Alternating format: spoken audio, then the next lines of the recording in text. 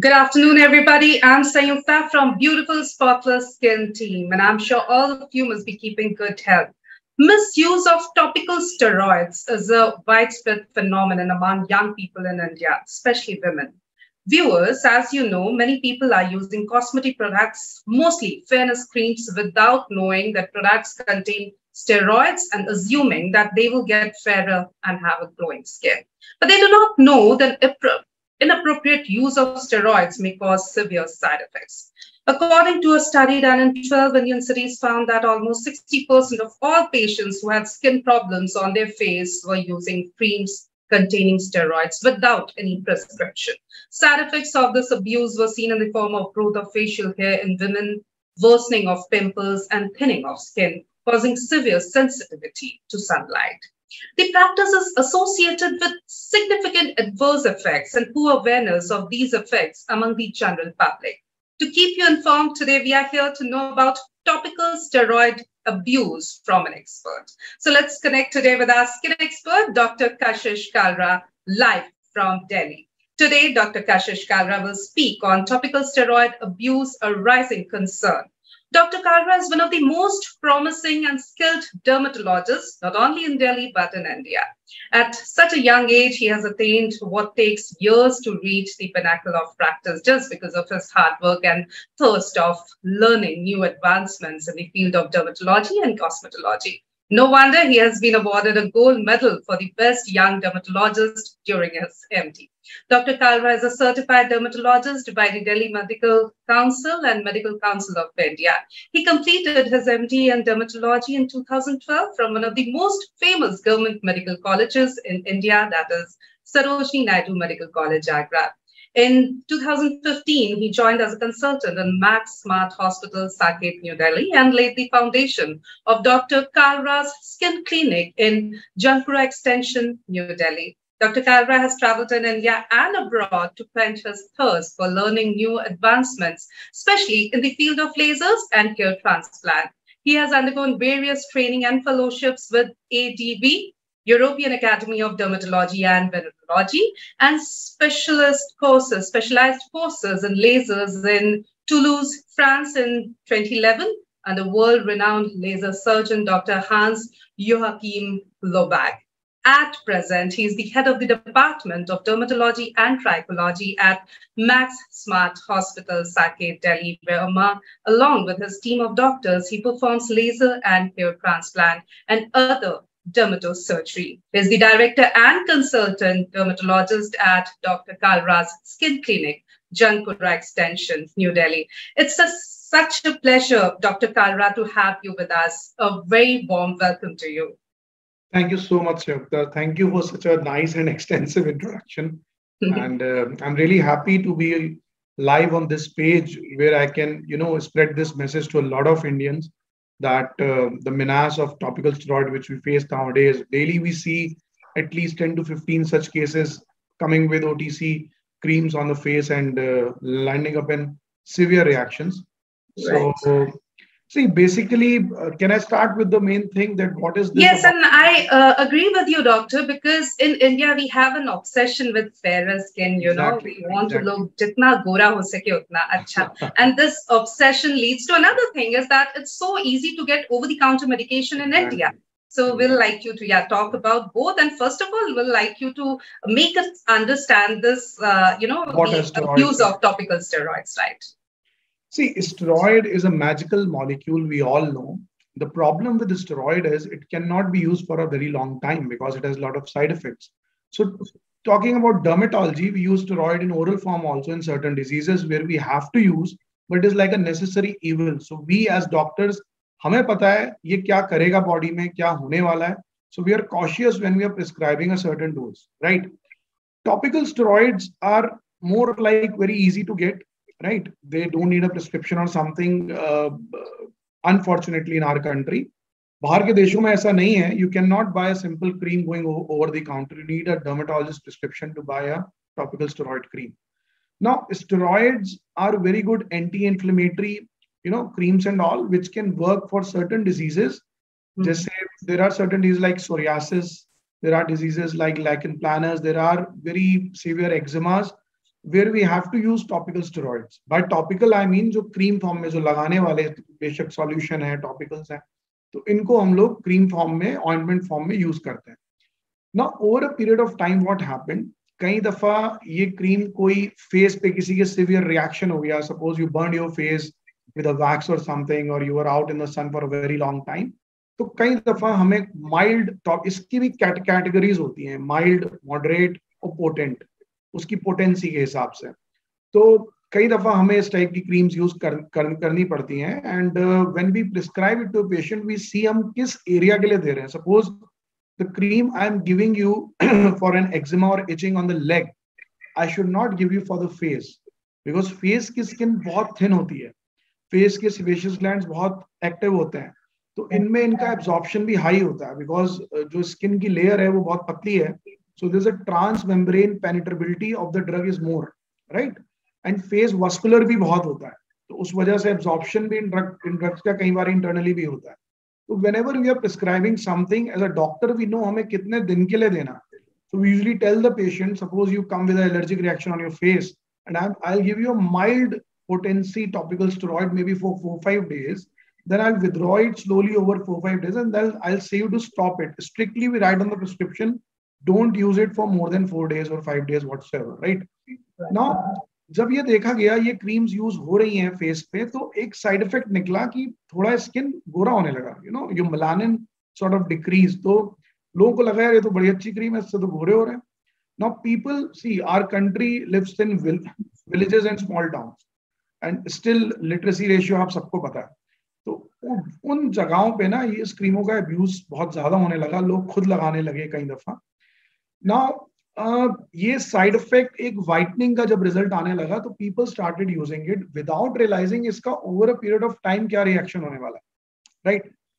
Over a period of time there is an entity now.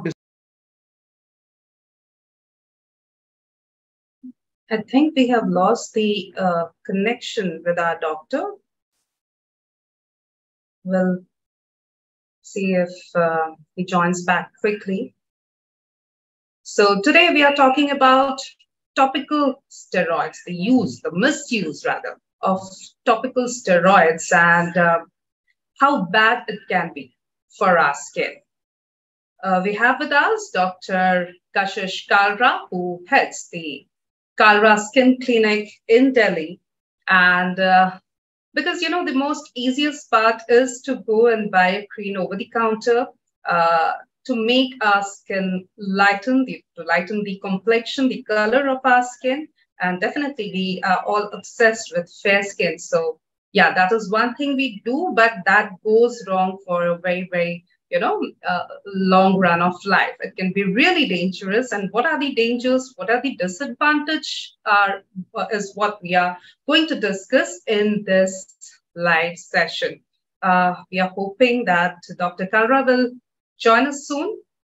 While we do that, let me tell you, India में बहुत आसान होता है कि हम किसी भी फार्मास्यूटिकल दुकान पर जाए और वहां पर किसी भी केमिस्ट शॉप में जाए और वहां पर एक कोई ऐसी क्रीम ले ले जिससे या तो हमारी एक्ने ठीक हो जाए, या फिर हमारी स्किन में जो दूसरी तकलीफ है वो ठीक हो जाए, या फिर हमारी स्किन लाइट हो जाए, हम ज्यादा गोरे हो जाए. लेकिन दिक्कत ये है कि हम डॉक्टर के पास नहीं जाते, हम किसी एक्सपर्ट के पास नहीं जाते. एक्सपर्ट कौन है स्किन के मामले में? हमेशा एक एक्सपर्ट है एक क्वालिफाइड डर्मेटोलॉजिस्ट, और बहुत जरूरी है कि अगर स्किन से रिलेटेड कोई भी दिक्कत है तो हम एक एक्सपर्ट, एक क्वालिफाइड डर्मेटोलॉजिस्ट के पास जाएं और उनसे एडवाइस लें. आज हम इसीलिए बात कर रहे हैं कि कितना खतरनाक हो सकता है टॉपिकल स्टेरॉइड्स का यूज. एंड आई थिंक हमारे बीच एक बार फिर डॉक्टर कालरा जुड़ रहे हैं. डॉक्टर कालरा जब तक हमारे साथ जुड़ते हैं, एक बार फिर हम आपको बता दें आज हम बात कर रहे हैं टॉपिकल स्टेरॉइड्स अब्यूज पर. एक राइजिंग कंसर्न है ये. It's very important that we, it's really an alarming situation where it becomes really important for all of us to understand why it's that bad. बहुत बार हम ये करते हैं कि बहुत सारा टॉपिकल स्टेरॉइड यूज कर लेते हैं और हमें पता ही नहीं होता कि हम एक्चुअली स्टेरॉइड्स यूज कर रहे हैं, और जब तक हम डॉक्टर के पास जाते हैं हमारी स्किन की कंडीशन बहुत खराब हो चुकी होती है. इसीलिए बहुत जरूरी है कि हमें अवेयरनेस हो, हम सब जागरूक हों इस बात को लेकर कि टॉपिकल स्टेरॉइड्स क्या है। टॉपिकल यानी जैसे हम क्रीम के मार्फत कई बार अपनी स्किन पर लगा सकते हैं, वो चीज जिसका इस्तेमाल ऊपर से हमारी स्किन पर किया जा सके।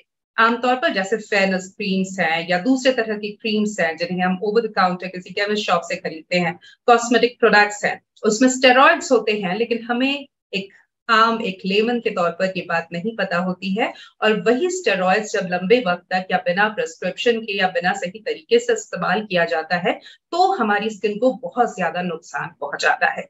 इसीलिए बहुत जरूरी है कि हमें पता हो कि टॉपिकल स्टेरॉइड्स क्या है, कैसे इसका यूज होना चाहिए और किसके कहने पे होना चाहिए। क्वालिफाइड डर्मेटोलॉजिस्ट की यहाँ पर जो भूमिका है ये खास हो जाती है। और हम सवाल जवाब तो करेंगे ही डॉक्टर कालरा से, साथ ही जो हमारे व्यूअर्स हैं वो भी हमारे साथ जुड़ते रहेंगे और वो भी अपने सवाल पूछेंगे। Welcome back doctor Kalra. Sorry, there was some technical glitch, I suppose. I don't know why the screen Absolutely fine. तो प्लीज अपनी बात आप कंटिन्यू कीजिए कि कैसे topical steroids. So I was talking about topical steroids. Yeah, see, basically, अब कहाँ तक सुना मुझे ये नहीं पता कब हैंग हुआ है। Basically, topical steroid की कैटेगरीज होती हैं, माइल्ड, मॉडरेट एंड सीवियर। उसकी पोटेंसी के हिसाब से उसको बनाया गया है। Suppose if somebody is having an eczema or some problem on the leg, so the topical steroid which I'm going to use there, I'll not be using on the face, right? Because face की skin is very thin.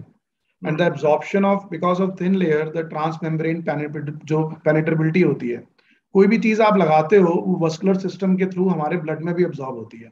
ऐसा नहीं है वो skin में रह जाती है सिर्फ। तो फेस की स्किन बहुत थिन है, अगर हम कोई स्ट्रॉन्ग स्टेरॉइड फेस पे लगाते हैं वो that can lead to severe side effect sometimes. वो साइड इफेक्ट्स क्या है मैं अभी वो बताता हूँ, कैसे पहचाने कि उस क्रीम में स्टेरॉइड है या नहीं है। बिकॉज आजकल बहुत सी ऐसी क्रीम्स हैं वो स्टेरॉइड की तरह साउंड नहीं करती हैं। उनका नाम होगा स्किन ब्राइट, स्किन लाइट, और उनमें स्टेरॉइड्स मिले होते हैं। So I will come to that. वो भी एक बहुत इंपॉर्टेंट है जो which is very important to cover that topic कि how to recognise that cream. Now ये क्रीम जब आप लगाते हैं, ये सपोज आपको फेस पे कोई एलर्जी है, तो as a doctor, as a dermatologist, I will prescribe it for 4 days कि आप इसको 4 दिन लगाइए, फिर मुझे एक बार दिखाइए, और फिर मैं धीरे धीरे करके उसे 1 week के अंदर स्टॉप कर दूंगा। नाउ ये देखा गया जब ये क्रीम्स लगाई जा रही थी तो थोड़ा सा पिगमेंटेशन लोगों का कम होने लगा, कलर में एक फेयरनेस आने लगी, which was more like a side effect you can से, बिकॉज वो स्किन को पतला करता है, स्किन की एट्रॉफी करता है, स्किन की थिनिंग करता है स्टेरॉइड। तो लोगों ने क्या अब्यूज किया, ये लगाने लगे घर पे वो खुद खरीद के। And because we know that our country live in villages and small towns, तो वहां पे इतना ज्यादा डर्मेटोलॉजिस्ट होते भी नहीं है। एंड यूजली जो MBBS या जो आजकल जो क्वैक्स हैं, जो और भी जो हैं अलग स्पेशलिटीज जो डर्मेटोलॉजिस्ट नहीं है, तो वो लोग ऑफ कोर्स प्रिस्क्रिप्शन कॉपी होता है, इंस्पायर होता है, तो वो लोग ये क्रीम्स लिखने लगे फेस के लिए for pigmentation, melasma, for tanning. और ये ट्रेंड चल पड़ा, राइट? ये ट्रेंड इस कदर चल पड़ा कि इसके टीवी में भी एड्स आने लगे। 2-3 बड़ी फेमस है, नो मार्क्स एंड ऑल, ये कुछ 2-4 ऐसी क्रीम्स है जिनमें स्टेरॉइड है, लोगों को नहीं पता, वो सोच रहे मार्क्स के लिए लगा रहे हैं, राइट? एंड कहीं ना कहीं वही ये प्रॉब्लम का एक सर्कल शुरू हो गया ना। प्रॉब्लम्स क्या हो सकती हैं जब आप स्टेरॉइड एक फेस पे लगाते हो? It can lead to varied side effects. आपके फेस की जो स्किन है वो बहुत पतली हो जाएगी, थिन हो जाएगी, बहुत इरिटेटेड सी रहेगी हमेशा, अगर आप वो क्रीम दोबारा नहीं लगाते हो। सपोज आपने 1 हफ्ते लगाया, आपने सोचा चलो अब छोड़ती हूँ मैं, आफ्टर 4-5 days आपको इतना अर्ज होगा, बिकॉज इच करेगा, वो करेगा, और वो जब आप क्रीम लगाओगे तो इचिंग शांत हो जाएगी। It is more like smoking, when you addiction हो जाता है, इसके बहुत ज्यादा एडिक्शन हो जाता है। सेकेंडली, स्किन थिन होने के साथ साथ कई दफा इतना हो जाता है कि स्किन की डीप लेयर तक एट्रॉफी हो जाती है, स्किन में उल्टा और स्कार्स बन जाते हैं। थर्ड, हेयर आने लगते हैं, बिकॉज स्टेरॉइड हेयर ग्रोथ को भी प्रमोट करता है, तो कई दफा इसको ज्यादा लगाने से फेस पे हेयर ग्रोथ बढ़ जाती है, जो कि फीमेल्स के लिए बहुत प्रॉब्लमेटिक होती है। नंबर 4, टेलेंजिक्टेजियाज, एक there is a medical term जिसमें आपकी जो बहुत फाइन ब्लड वेसल्स हैं नोज के आसपास, चीक्स के आसपास, वो विजिबल होने लगती हैं, वो दिखाई देने लगती हैं। फेस पे पतली पतली लाल लाल और आप कह सकते हो नीली सी नसें दिखाई देने लगती हैं, right? And fifth, the biggest problem is इसकी डिपेंडेंसी। आप उस लूप से निकल नहीं पाते, and over a period of time आप जिस चीज के लिए लगा रहे थे, you are putting it to get fair, उल्टा आप डार्क होने लगते हो जब आप उसे छोड़ते हो। Now the problem is when people put it, they feel better, when they leave it they turn more dark. अब उनसे जब हम कहते हैं इसको पहले छोड़ो, काला होने दो, जो होता है उसको होने दो, वो उनसे रहा नहीं जाता, because told you it is such addictive, it is just like smoking. तो स्मोकिंग छोड़ने में, स्मोकिंग के पैकेट, स्मोक के सिगरेट के पैकेट में मेंशन है कि स्मोक करने से कैंसर हो जाएगा, बट क्यों नहीं छोड़ पाते? पढ़े लिखे डॉक्टर्स नहीं छोड़ पाते। The reason is you get so much addictive, जब आप छोड़ते हो तो विथड्रॉल सिम्टम्स बड़े सिवियर होते हैं। Same happens with this cream, right? Now second important point is how to recognise these creams कि इसमें स्टेरॉइड है या नहीं है। Right. Most of the steroids they have I'll say a suffix जो end में 8 करके होगा वो, right? Okay. Could be betnovate, momate, ऐसे lobate, ऐसे बहुत से ये कुछ OTC ब्रांड्स हो गए हैं, लिखते डर्मेटोलॉजिस्ट थे, बट आजकल ये ओवर द काउंटर हो गए हैं। लोग खुद जाते हैं केमिस्ट पे जाके, और केमिस्ट भी सबसे ज्यादा ये क्रीम्स रखता है, राइट? तो एक तो वो पहचानिए आप कि इसमें स्टेरॉइड है या नहीं है। कई दफा ये क्रीम्स, जैसे मैंने बताया, skin bright, skin light, fair, कुछ फेयर करके और ऐसे करके वर्ड्स के साथ होती है, उसके कॉन्स्टिट्यूएंट जरूर पढ़िए। तो there was a scientist called as Kligmans, तो उन्होंने क्लिगमेंस फॉर्मूला बनाया था ये, जिसमें उन्होंने स्टेरॉइड डाला था, एक रेटिनॉइड डाला था, इसको ट्रेटनॉइन हम लोग बोलते हैं, और ये फॉर्मूला, और एक हाइड्रोक्विनोन होता है जो स्किन लाइटनिंग एजेंट होता है। ये 3 चीजों का मिश्रण बना के उन्होंने एक क्रीम, एक बहुत साल पहले हुई थी तैयार, और इसको मॉडिफाई करके अलग अलग मॉडिफाइड क्लिगमेंट्स फॉर्मूला आने लगे। और मैक्सिमम जो फेयरनेस क्रीम है जो ओवर दी काउंटर मिलती हैं, जिनका साइड इफेक्ट है, उनमें ये कॉन्स्टिट्यूएंट्स होते हैं। तो डू रीड इट, उसमें ऐसा कुछ है या नहीं है। Being a dermatologist, being a doctor, कई दफा हमें भी ये क्रीम्स लिखनी पड़ती हैं, but when we prescribe it we intentionally tell कि इसको 1 वीक बाद आप हफ्ते में 2 बार करिएगा, फिर 2 हफ्ते बाद इसको धीरे धीरे बंद करिएगा। पर लोग लगाते रहते हैं, and it has created a havoc. I mean daily we see so many cases जो इररिपेयरेबल हो जाते हैं। कई बार ये डैमेज परमानेंट हो जाता है, आप चाह के भी कुछ नहीं कर सकते। In the era of so many gadgets, you know, we are full of lasers and all, still we cannot treat this condition completely.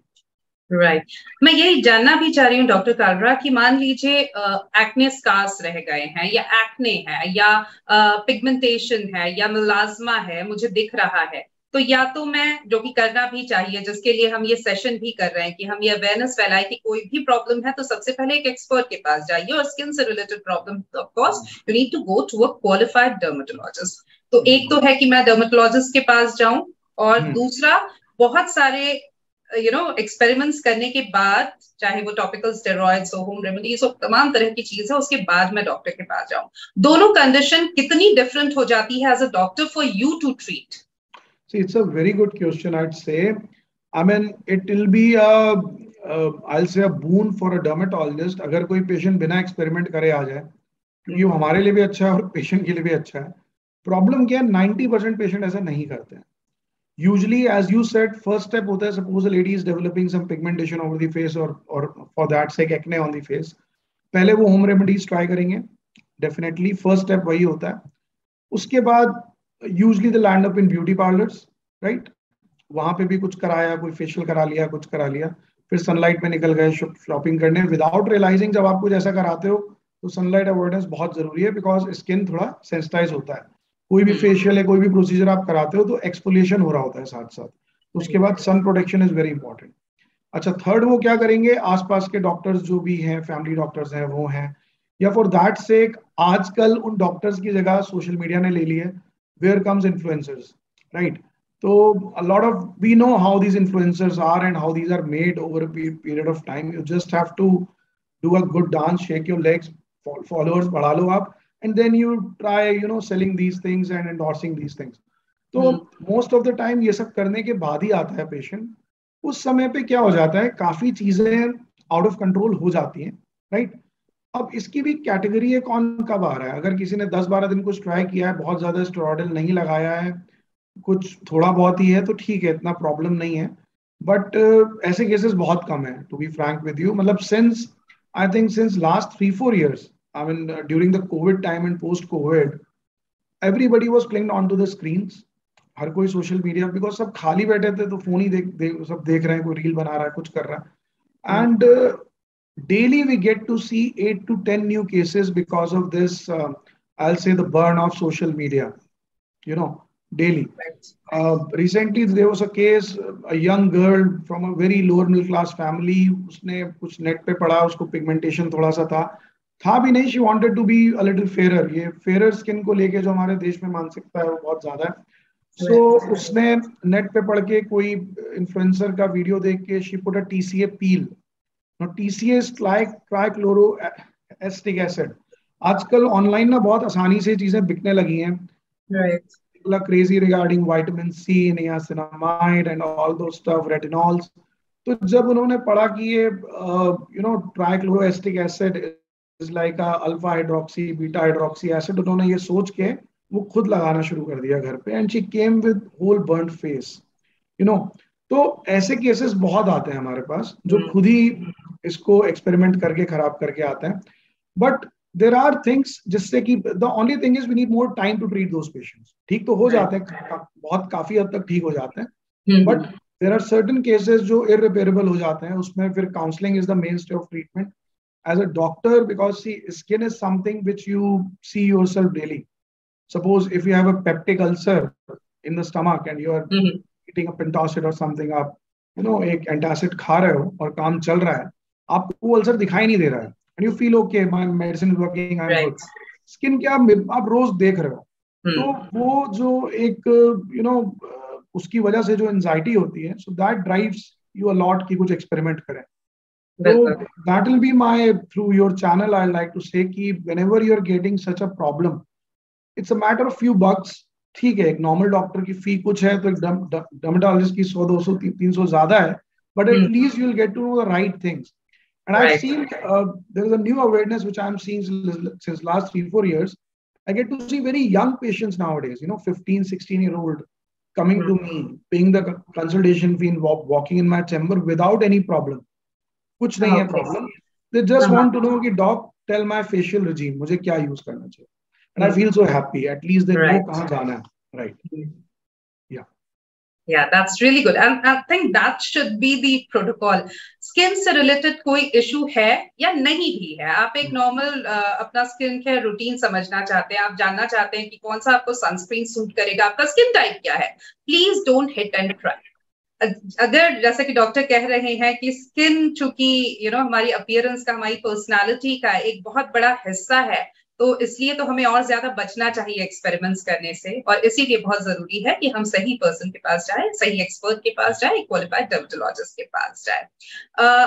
कई बार हमें लगता है कि जैसा डॉक्टर ने कहा कि हो सकता है आपके पैसे वहां ज्यादा लग रहे हो, ऐसा आप सोचते हो, लेकिन यकीन मानिए ओवर द काउंटर मेडिकेशन में या following your friends or relatives prescription or trying other things, influencers जो बता ले, influencers actually वो endorse करते हैं, they are also earning from that. तो ये सब market gimmick है.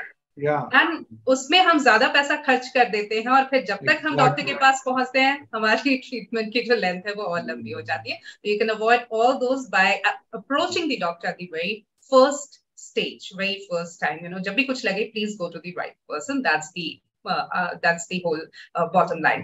Now, doctor, skin इतनी vulnerable क्यों होती है, especially हमारी facial skin, कि उस पे topical steroids का इतना असर हो जाता है? Right. देखिए, facial skin के साथ 2-3 चीजें हैं. पहली चीज ये है, vulnerability तो definitely है, because skin की जो layers हैं वो बहुत पतली हैं. Suppose अगर हम हाथ की बात करते हैं, palm की बात करते हैं, यहाँ की every layer is very thick, in fact यहाँ पे एक एक्स्ट्रा लेयर होती है, स्ट्रैटम लूसिडम उसको बोलते हैं, जो हमें और ज्यादा पाम को थिक बनाती है स्किन को. स्किन की जो फेस की हमारी स्किन की लेयर्स हैं, they are very fine, right. The cells are very closely placed. Secondly, vascularity बहुत ज्यादा है. कोई भी चीज जो एब्जॉर्ब होती है ना, वो ब्लड के थ्रू होती है, तो ब्लड वेसल्स ज्यादा है यहाँ पे. आप देखोगे, आपको एक हाथ पे कट लगता है और फेस पे कट लगता है, ब्लीडिंग कहाँ ज्यादा होती है, आप खुद रियलाइज करोगे कहाँ जल्दी रुकती है, राइट. एंड एक इंपॉर्टेंट पॉइंट क्या है, फेस दिखता है. Suppose you have a pigmentation on your thigh, आप शायद डॉक्टर को नहीं मिलोगे और इतने बॉदर भी नहीं होगे, because you can hide it. Face is something you see. तो फेस की वल्नरेबिलिटी इस वजह से भी ज्यादा है, बिकॉज फेस इज समथिंग, आपने बाकी सब ढका हुआ है, ये दिख रहा है, तो आप इसके लिए ज्यादा वरीड होते हो, तो आप और एक्सपेरिमेंट करते हो और लगाते हो. So these are 3-4 reason. Secondly, हाँ, face is more exposed to sunlight also.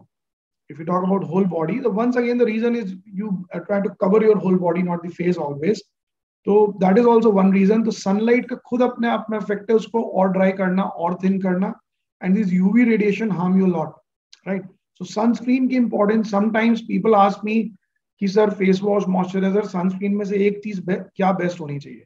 मेरे हिसाब से सनस्क्रीन होनी चाहिए, राइट? आइडली तो तीनों ही सही होनी चाहिए, but if you want to choose one, it will be sunscreen, because sunscreen is not only protecting you from the sunlight, it is also protecting you from ageing. It's a very good anti ageing cream because it protects you from photo ageing. जो UV rays हैं वो हमें as भी कर रही होती है, हमारे रिंकल्स और ये चीजें बढ़ती हैं, तो उसको भी प्रिवेंट कर रहा होता है. तो ये 2-3 कारण है फेस की वल्नरेबिलिटी के. राइट.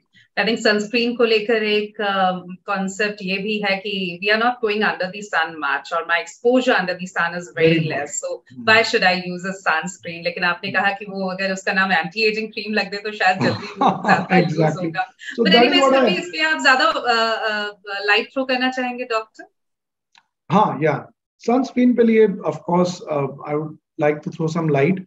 See, sunscreen को लेके भी ना, people are they're not actually aware कि how to choose the right sunscreen. They buy sunscreen as they're buying a toothpaste, you know. आपको नहीं पता कौन सा टूथपेस्ट में क्या है, आपने कॉलगेट का ऐड देखा, जो अच्छा लगा, जो तो same way people go about the feel कि इसकी फील अच्छी है, यू नो. मुझे सी feel is very important for compliance, I do understand that, but उसमें क्या क्या देखना है. First thing, very important, people are crazy about SPF. I mean, yesterday only I saw a patient who came to me जिसके brother US रहते थे और वो 100 SPF की sunscreen लेके आए, and she was like, sir मैं तो 100% sunscreen protected हूँ, मैं 100 SPF लगा रही हूँ. It's a big myth. See, if you talk about the percentage of protection from sunlight, SPF is the percentage is 100 minus 100 upon SPF. Suppose आप 30 SPF की sunscreen लगा रहे हो, तो 100 minus 100 upon 30 is around 96.6% you are protected, right? वो भी कैसे लगाना है मैं वो बताता हूँ कि कब वो प्रोटेक्शन सही मायने में है. Now if you're choosing a sunscreen of say 50 SPF, अब 30 और 50 हमें लगता है नहीं, 50 तो डबल है उससे, but if you put this into this formula, it will be 98%, so difference of 1.4%. Right. So if you ask me कि SPF क्या होना चाहिए, अरे 15 SPF भी बहुत है, it's not a problem. 15 SPF भी बहुत है. The only thing is क्या क्या होना चाहिए. Your sunscreen has to be broad spectrum. SPF only is a marker, it's a parameter जो हमें UVB rays का बता रहा है, ultraviolet B rays का बता रहा है. So there are 3 ultraviolet A, B, C 3 rays होती हैं. C penetrate नहीं करती because ozone layer उसको काफी हद तक वहीं पे absorb कर देती है. A और B penetrate करती है. UVA को हम लोग भूल जाते हैं जब हम वो देखते हैं SPF. तो UVA के लिए you have to see boot star rating. So boot star rating 3 से शुरू होती है, 5 तक जाती है, right? तो एक combination of sunscreen is very important. Third, कौन सी sunscreen लगानी है. Suppose if you have very dry face, so you should use a cream based or a lotion based. But if you have a very, I'll say, oily face, combination skin, then use a gel based or matte finish sunscreen, right? उससे important कैसे लगाना है, कितना लगाना है, right? लोगों को ये भी नहीं पता. सो पीपल कम, वो इतना सा एक पी साइज सनस्क्रीन लेके ऐसे ऐसे डैप करेंगे, हो गया. No no no, there is a 2 finger rule. 2 finger rule is for your whole body. 1 finger rule is for your face and neck, right? 1 finger means आपका जो पूरा ये फिंगर है, जो आपका इंडेक्स फिंगर है, यहाँ से लेकर यहाँ तक, ये पूरा सनस्क्रीन आपके फेस और नेक को कवर होना चाहिए. अगर मैं इसको वैसे बताऊं, इट इज 2 मिलीग्राम पर सेंटीमीटर स्क्वायर. तो वो तो खैर आप स्केल लेके नाप नहीं सकते, but you can say half a teaspoonful of sunscreen covers your face and neck completely. उतना सनस्क्रीन लगाना चाहिए अगर आप एक एफिकेसी चाहते हो. अच्छा, कितने देर तक वैलिड रहेगा? आपने सुबह सनस्क्रीन लगाया, you are an architect, suppose करो आप साइट पे जा रहे हो, मॉर्निंग 10 o'clock आप घर से निकले, आपने सनस्क्रीन लगा के निकल गए, शाम को 6 बजे आ रहे हो, and you're roaming across everywhere, you have to repeat after 2 hours. जो सनस्क्रीन का मैक्सिमम एक वाटर रेजिस्टेंट सनस्क्रीन की लाइफ है वो 80 मिनट से ज्यादा नहीं रहती फेस पे. Whatsoever the claim is, there claims की सनस्क्रीन 6 घंटा रहेगी हमारी और ये सब बकवास है. It can not be there for so long hours, so you have to repeat it, right. So ये कुछ चीजें हैं जो people should understand. And sunscreen shopping I will say it's not a good idea. आप खुद उसको जज करके स्किन टाइप को वो करके, I know it makes things very easy, but you have to understand it is a medicine, it is an integral part of your skincare regime. So do meet a dermatologist जो भी हो पास में and just ask them कि what should I use, कैसे है क्या है. Because I know after this live session there are a lot of comments which sunscreen I should use, I have a oily skin. So yes, people want quick answers, they want oily skin. आपने बोल दिया but let me judge वो oily है या नहीं है. Right. ये चीज. Fair enough. Thanks for shedding so much light on the topic of sunscreen as well, doctor. And topical steroid abuse जब आप treat करते हैं तब भी sunscreen का जो इस्तेमाल है वो बहुत important है. देखिए topical steroid abuse को treat करना it's not an easy job. First of all तो वो abuse खुद में एक ऐसा शब्द है जो बताता है कि ये abuse चल रहा है. There is an addiction. तो उस abuse से patient को निकालना it leads out of counseling sessions. So usually I tell the patient 15 days सब कुछ छोड़ दो, सिर्फ मॉइस्चराइजर लगाओ. There are उस abuse को I'll say taper off करने के लिए there are certain creams जो हम लोग यूज करते हैं. वो हम कहते हैं आप इसको यूज करो और अपना स्टेरॉइड जो लगा रहे हैं आप उसको छोड़ो. एंड सनस्क्रीन बहुत इंपॉर्टेंट है बिकॉज जब आप स्टेरॉइड लगा रहे होते हो स्किन पतली हो रही होती है और पिगमेंटेशन बढ़ता है उल्टा. तो सनस्क्रीन को तो देना ही है, मॉइस्चराइजर देना है एक अच्छा, because skin gets very dry due to steroid. वो भी एक रीजन है, वो सारी नमी खींच लेता है आपकी स्किन की. सो सनस्क्रीन का प्लेसमेंट फिर 15 डेज बाद we call them for follow up. कई बार पेशेंट ये भी कहते हैं सर मैंने तो वो क्रीम छोड़ी मैं और काला हो गया, which is bound to happen. वो आप हो गए तो पहले से ही हम एक्सप्लेन करते हैं कि आप डार्क हो गए मत डरो, उसको लाइट करेंगे, पहले से अब्यूज से निकलो. So sunscreen yes with topical steroid it's very important जब भी हम उस अब्यूज को ट्रीट करते हैं. So sunscreen, though, for sunscreen, I'd say कि from 6 months to till your life, you should put sunscreen from 6 months of age. A lot of patients are not aware कि बच्चों को sunscreen लगाना चाहिए नहीं लगाना चाहिए. तो ये भी नहीं पता है. इस पे भी I'd like to say a couple of points. Yes, definitely बच्चों को लगाना चाहिए.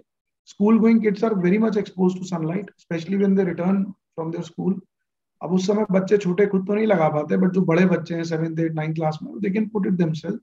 बच्चों के लिए अलग कैटेगरी ऑफ सनस्क्रीन होते हैं जो फिजिकल सनस्क्रीन होते हैं, इनमें केमिकल फिल्टर्स नहीं होते हैं, राइट.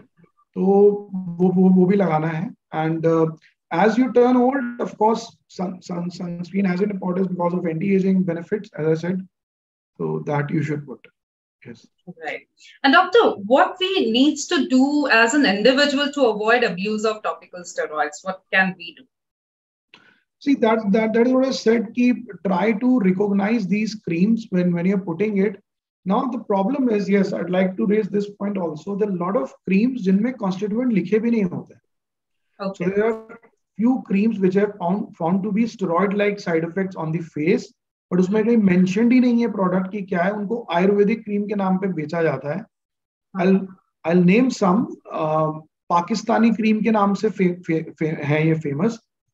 फैजा, चांदनी, गोरी एक बहुत कॉमन क्रीम है जो लोग काफी स्मॉल टाउन्स में लगाते हैं, गोरी क्रीम के नाम से आती है. So these like small jars boxes and people are putting it. They have the similar side effects as a steroid. जब उसको लैब में टेस्ट किया गया तो देखा गया उनमें स्टेरॉइड्स निकले हैं बहुत. एंड जो आप खुद आइडेंटिफाई कर सकते हो बहुत सिंपल है, आजकल गूगल सबके पास है. You just type topical steroid names, उस स्टेरॉइड के सॉल्ट का नाम क्या क्या होता है. तो स्टार्ट फ्रॉम मोमेटासोन, क्लोबेटासोल, बीटामिथाजोन, तो ये 3-4 मेजर है. डेक्सामिथाजोन, तो ऐसे कुछ उसमें आप देखिए कुछ इंग्रेडिएंट मेंशन तो नहीं है. हाँ, अगर एक डर्मेटोलॉजिस्ट आपको कुछ किसी एलर्जी के लिए दे रहा है then it is different. और वो भी आप कोशिश करो कि जनरल फिजिशियन ना दे, right. It should not be taken from a general physician. Right. Gaurav Garg हमारे एक व्यूअर है, पूछ रहे हैं what should consumers do if they suspect that they have experienced adverse effects from a cosmetic product that contains steroids? See, the first thing I would see if if you can comprehend that it is this cream, it is causing side effects, stop it as soon as possible. Put a lot of moisturizer and seek a dermatologist nearby. Right? Because to taper off that side effect is not which you can do yourself, easily at home. Right. Sonia Singh's question is: what are some cosmetic products that may contain steroids? Some common cosmetic products.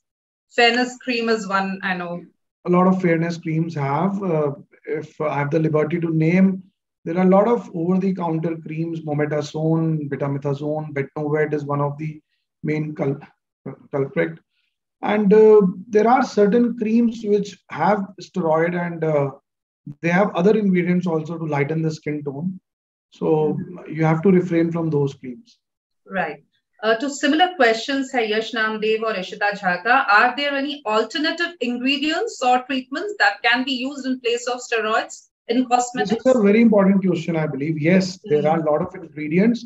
Jisme, when we're treating a pigmentation, we don't need a steroid. We never prescribe a steroid nowadays because we know the abuse potential. So those ingredients are depigmenting agents. If you talk about pigmentation, it is like glycolic acid, azelaic acid, mandelic acid. These are alpha hydroxy, beta hydroxy acids, which sort of target the melanin in your skin. There's tranexamic acid creams. So basically, what combination has to be used, that depends on the face. Suppose if you have a stubborn pigmentation, a very, I'll say, acanthotic skin, very thick skin, so I can use a high concentration of these products, right? Now, these products have gone famous over the internet also through social media, Instagram influencers, as I spoke about. And a lot of people are trying themselves. Now you have to understand, these are not magical potions, and they don't work in the same extent with same result in each individual. So suppose if you're using a 12% glycolic acid in your face on your cream on your face, and you have very sensitive skin, you can even burn your face, right? तो ऐसा नहीं है जो मैं बोल रहा हूँ आप इसका यूज शुरू कर दो कि इन कॉन्स्टिट्यूएंट को ढूंढ के पढ़ के और खुद लगाने लगो. सो वो भी देखना पड़ता है कैसी स्किन है, स्किन टाइप क्या है, टेक्सचर कैसा है, क्वालिटी कैसी है, सेंसिटाइज कितनी जल्दी होते हो आप इन प्रोडक्ट्स को लेके. And whenever still if you don't want to go dermatologist, नहीं अपॉइंटमेंट मिल रहा, दूर है, you want to try something new, you are tempted to try something new, जो आजकल बहुत हो गया है. I mean, I get to see females of 50-year-old coming to me. So in the morning I put vitamin C, in the evening I put retinol, at night I put hyaluronic acid, all three in one day. So I just go crazy. आप क्या कर रहे हो अपनी skin के साथ, right? So whenever you're trying something new, do a small patch test. आपको थोड़ा सा वो प्रोडक्ट अपने ईयर के पीछे या कहीं पे लगा के 5 मिनट से नहीं छोड़ना है, 2 दिन छोड़ना है. Leave it for 48 hours. What you can do is you can put a small tape on that. Suppose if you're trying a new cream and you want to see कि ये problem तो नहीं देगा, so this is like you can do a patch test yourself and see ये कुछ react कर रहा है नहीं कर रहा. And if it reacts, because जो allergy होती है ना, so there are 2 ways when a product can react. One is irritant, that is called as irritant contact dermatitis or ICD. Second is allergic contact dermatitis, which occurs 48 to 72 hours later. Right तो ICD तो तुरंत समझ जाओगे आप, जैसे कुछ लगाओगे face जलेगा, आप धो लोगे, बर्फ लगाओगे, फिर ढूंढोगे नेट पे कहाँ मिलना है, किसे दिखाना है. बट एसीडी कई बार आप जज नहीं कर पाते हो.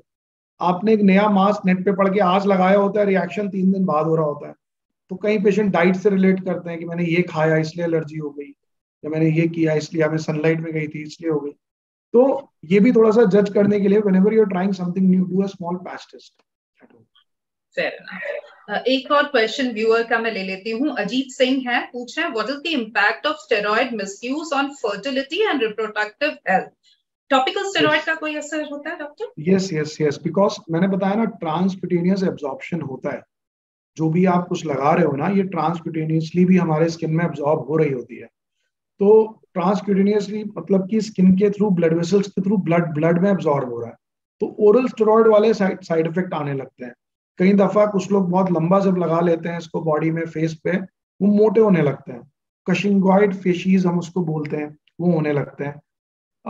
रिप्रोडक्टिव हेल्थ पे फर्क आएगा क्योंकि हमारा एक हाइपोथैलेमस होता है ब्रेन में और एक पिट्यूटरी ग्लैंड होता है.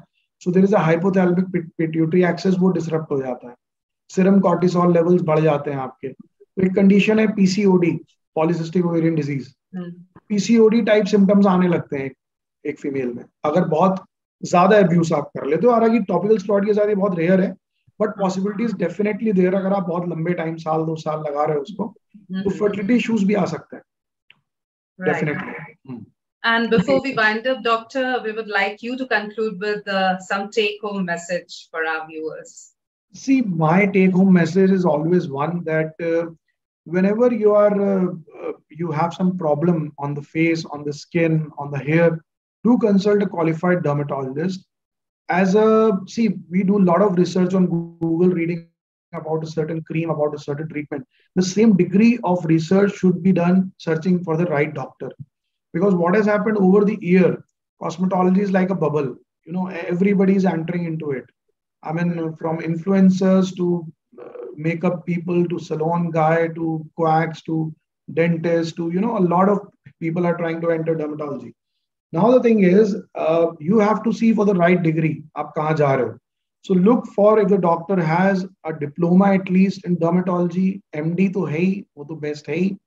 एंड एक प्रॉपर वैलिड डिग्री किसी यूनिवर्सिटी में है या नहीं, उस डॉक्टर के बैकग्राउंड को आप चेक कर सकते हो, किस हॉस्पिटल से अटैच है, किस type. Because most of the, if I talk about a city like Delhi, there are more than 3000 so called beauty clinics, but if you go by the degree there are hardly 1000 dermatologist.